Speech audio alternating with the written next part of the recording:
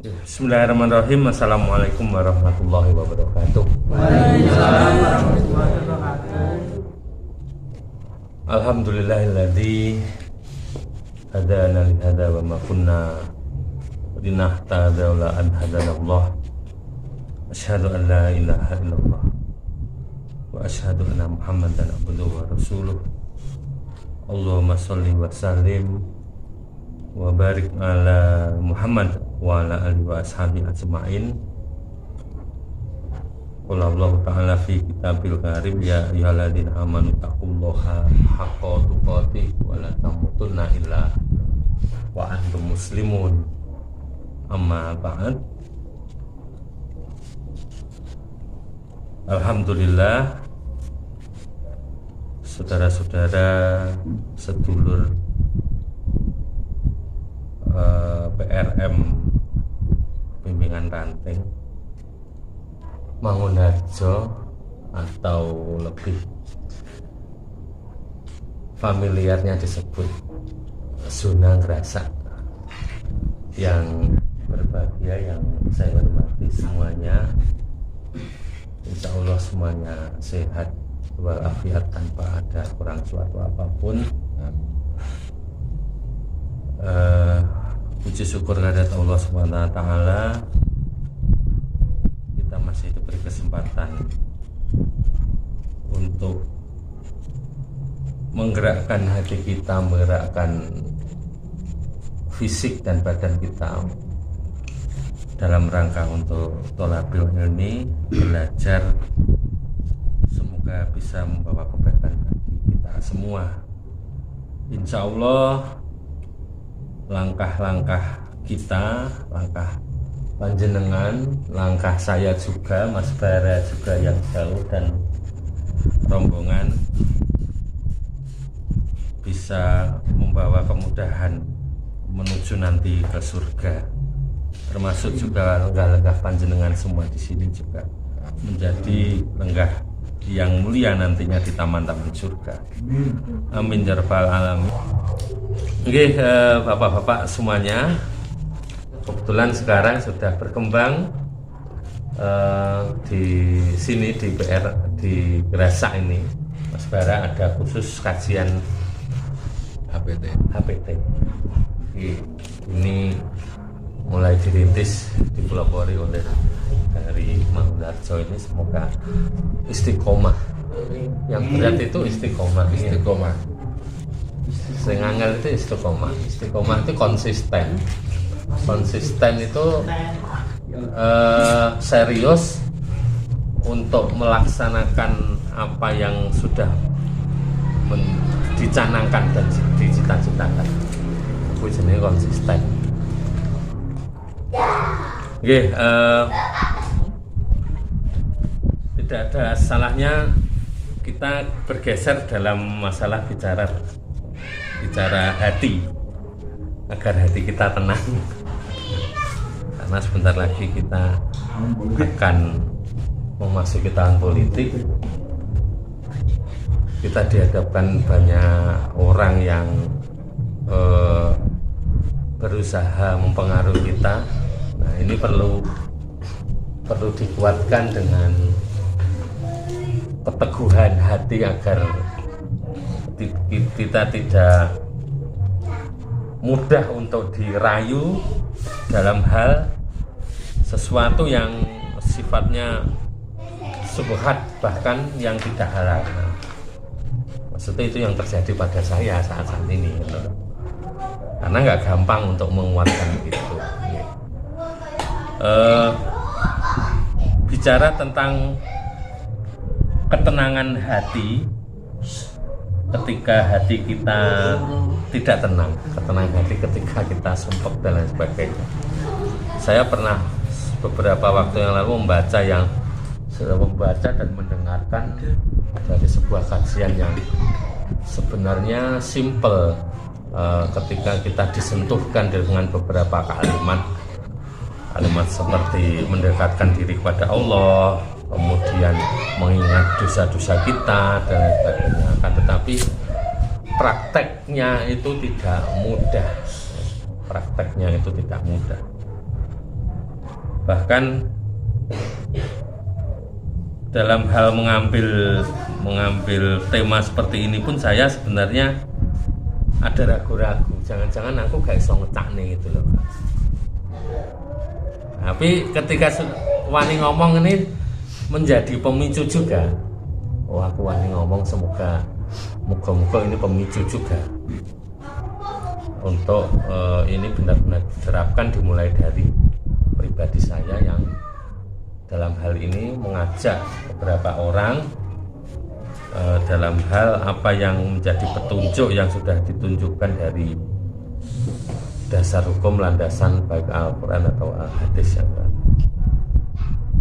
Sebagai seorang makhluk, teman-teman semuanya, baik itu manusia ataupun makhluk apapun, tentu saja kita tidak lepas dari ujian sebuah kehidupan. Ujian itu tidak hanya dalam hal sesuatu yang sifatnya soro, tapi juga sebaliknya, ujian itu juga bisa diwujudkan, dihadapkan kepada kita, ditimpakan kepada kita dalam bentuk yang berlimpah kenikmatan yang tiada tara, bagi dunia sebaliknya. Kemudian ada beberapa hal kunci utama jika ingin tenang menjalani kehidupan di dalam menghadapi berbagai ujian. Tidak lain itu adalah urusan hati, apa yang disebut qalbun salim, untuk kebersihan hati. Kebersihan hati ini yang siapa sih yang gak pengen roh, enggak siapa sih yang tidak pengen belajar tentang piye sing diarani atine iku penak, atine itu bersih gitu, dan sebagainya. Ada beberapa teknik dalam hal untuk membersihkan sebuah hati, untuk menenangkan sebuah hati.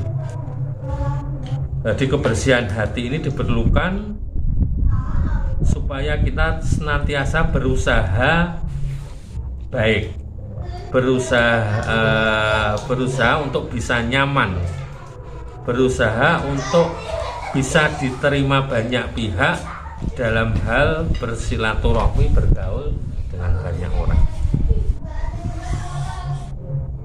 Kalau kita melihat ada beberapa orang yang sosok, kalau kita memandangnya sekilas dengan kasat mata, kita wong kuwi kok wong ayem, tidak ada permasalahan apa-apa, tersenyum.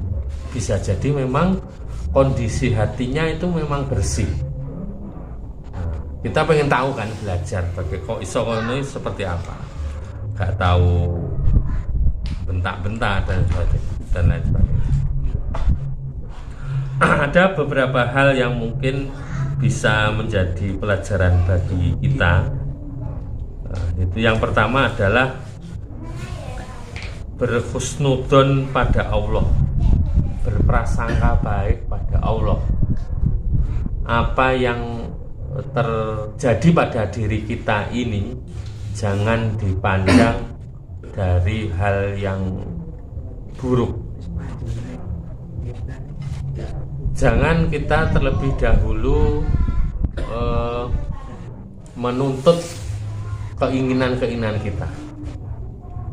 Kita lebih diharapkan mendahulukan mensyukuri, berpandai-pandai untuk mensyukuri apa yang sudah ada pada diri kita. Kang Nardi yang kondisinya seperti ini, single parent misalnya, itu jangan diratapi, jangan berlarut-larut dengan nyawa. Banyak yang lebih soro dari bicara seorang makhluk itu pun ada yang lebih tidak beruntung dari kita semua. Bicara kondisi lingkungan pun ada yang tidak beruntung dari kita. Jadi kita itu mensyukuri itu dalam bentuk bukan dalam hal harta yang ada, kenikmatan panganan yang enak dan lain sebagainya. Suatu contoh, beberapa waktu yang lalu di lingkungan saya itu ada orang meninggal yang mana kalau tetangga rata-rata ngerti kabeh ya dari dulu. Kebetulan yang almarhum tersebut itu setahu kita nyaris kok nggak pernah ibadah gitu, nggak tahu sholat. Nah, nih, nah disitulah kita bersyukur. Kita mensyukuri, alhamdulillah keluarga kita, Pak Kun dhisik ngajari sholat, ngajari beragama, lingkungan kita yang baik.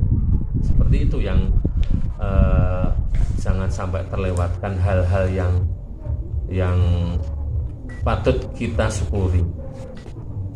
Termasuk saudara kita di tempat lain, di Palestina, di Suriah, mereka berada di lingkungan yang sebenarnya juga sangat kental religius dengan Islaminya, tetapi peluang mereka untuk melaksanakan ibadah seperti apa?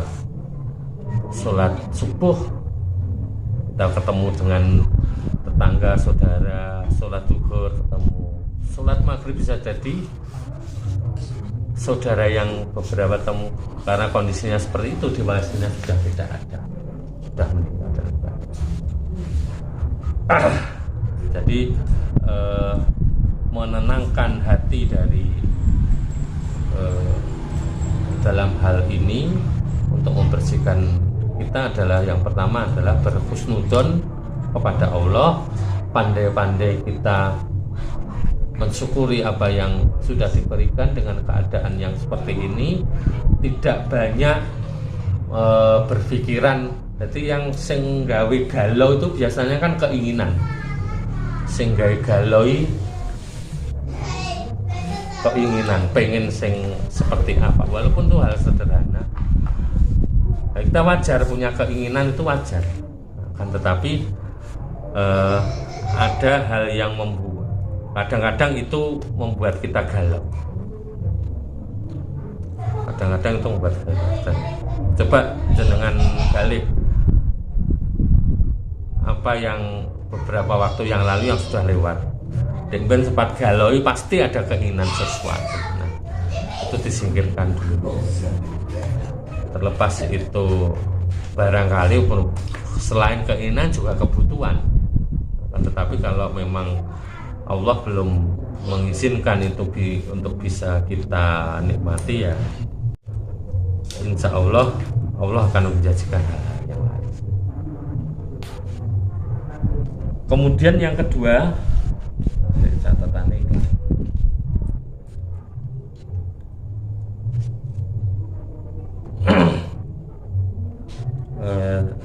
dari berhusnudzon pada Allah tadi, yang pertama adalah pandai bersyukur dengan menciptakan rasa syukur di hati, dalam artian senang bersyukur yang mana efeknya adalah akan ditambahnya nikmat Allah.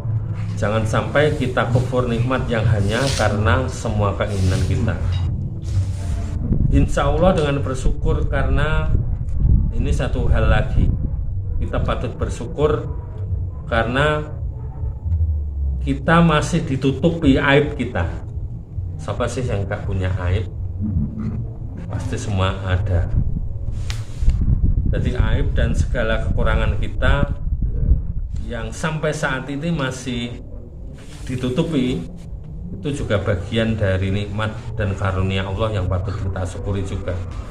Orang yang sibuk dengan aib orang lain itu biasanya lupa akan aibnya sendiri, dan orang yang fokus dengan apa yang Allah berikan dalam hidupnya pasti insya Allah akan lebih tenang hati dan kehidupan. Itu berkaitan dengan syukur, salah satu unsur dari kita berhusnudzon, berprasangka baik pada Allah. Kemudian yang kedua adalah ada dengan rasa takut pada Allah. Jadi bila kita ingin memunculkan senantiasa takut pada Allah, fokusnya adalah kita mengingat-ingat dosa kita, mengingat-ingat kesalahan-kesalahan kita. Selalu mengingat kesalahan, kekurangan diri sendiri akan menjadikan kita pedih. Tapi pedihnya ini pedih yang positif. Itu akan membuat kita gelisah, akan membuat kita galau, yang mana galau dan kesedihan ini sedih yang positif yang insya Allah menenteramkan hati kita. Nah. Kemudian sebaliknya, dengan mengingat buruk orang lain tentu hanya akan menambah perilaku buruk pada diri kita. Bila ingat pada keburukan kita lalu bertaubat, maka kita akan gelisah, sedih dan malu, tetapi akan berbuah pada kebaikan. Jadi kalau sudah takut kepada Allah, yang dipikirkan fokus itu adalah dosa-dosa yang sudah kita lampaui, jalan satu-satunya adalah bertobat. Kalau ini nggak ada jalan lain ya. Kita merenungkan diri, sholatku kurang khusyuk, kemudian kadang-kadang aku ngerasani koncone dan lain sebagainya. Ada rasa iri yang ditahan dan sebagainya. Dan itulah yang perlu kita renungkan dan harus sedikit demi sedikit kita hilangkan untuk mendapatkan apa yang namanya kebersihan hati itu. Takutnya kita pada Allah akan senantiasa membuat kita mendekat kepadanya sehingga semakin memberikan ketenangan hidup. Gelisah tentang ingat keinginan yang belum ada, ingat sesuatu yang belum tercapai, dan tidak ingat akan dosa. Sifat dari dosa itu adalah akan terus mengganggu dan menggelisahkan hati kita. Itu yang unsur dari berprasangka baik kepada Allah tadi. Kemudian yang kedua, dalam hal untuk menenangkan hati, yaitu mengingat jasa baik yang telah diberikan sesama makhluk. Seseorang, ini contoh kita ambil mulai dari sebuah lingkungan yang sangat kecil, yaitu dalam sebuah keluarga. Seorang anak itu cenderung durhaka pada orang tua ketika melihat kekurangan orang tua tersebut. Tetapi hati anak akan lembut, bahkan ingin berbakti karena menafakuri kebaikan orang tuanya.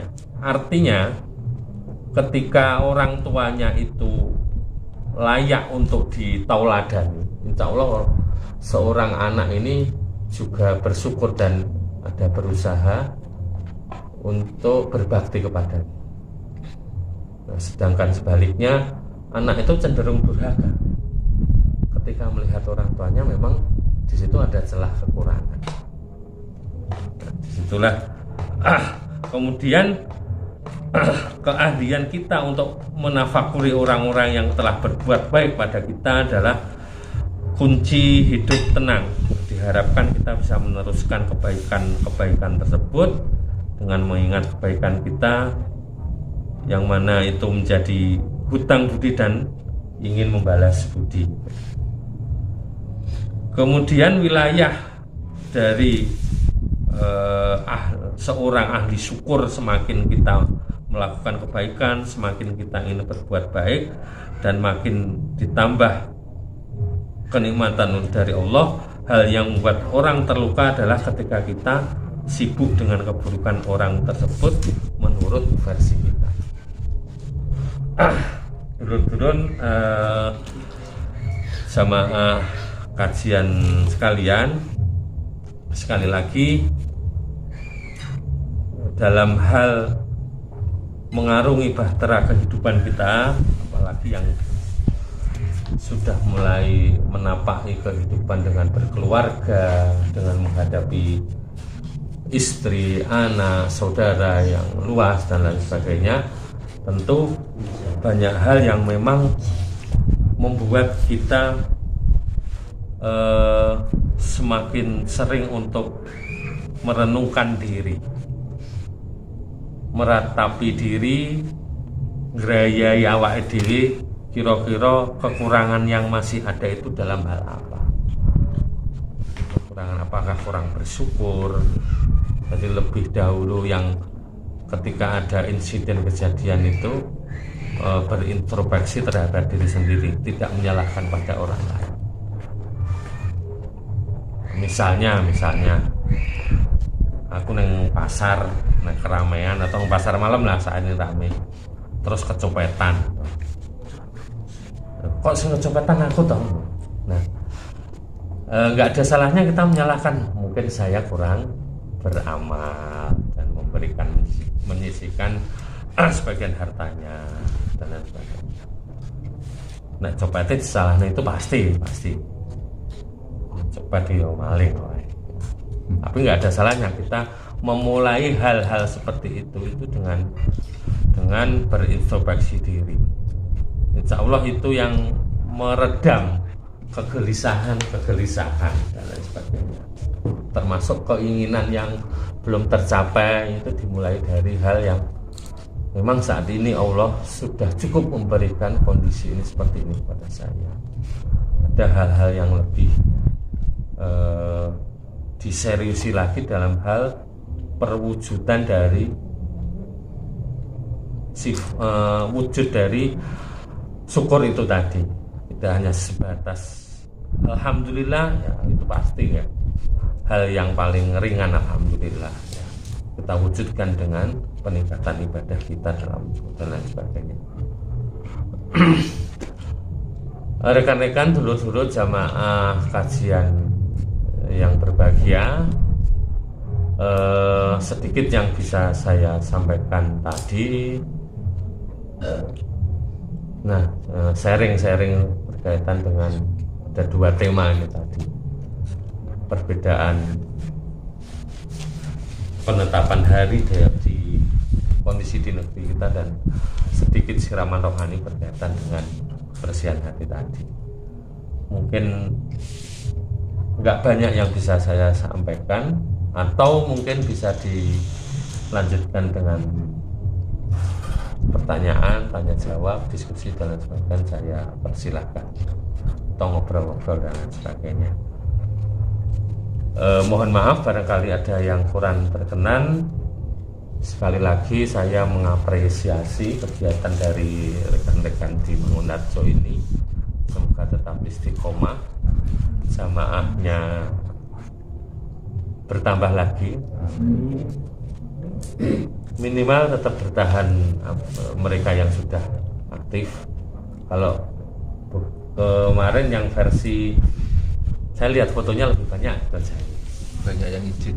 Oh, banyak yang izin. Ya, yang sakit mereka dagingnya si akeh mau. Kemungkinan gitu. Insya Allah saya dengan senang hati kalau sharing di sini. Sepanjang tidak repot akan hadir. Ngerasa itu ada cerita khusus lah di sini. Nanti. Ngerasa ikut dusun ya. Dusun. Dusun Depok. Sak ngisore dusun apa? Iya enak nih. Nggih, matur suwun pangapunten barangkali ada yang kurang berkenan saya akhiri. Fastabiqul khairat. Assalamualaikum warahmatullahi wabarakatuh.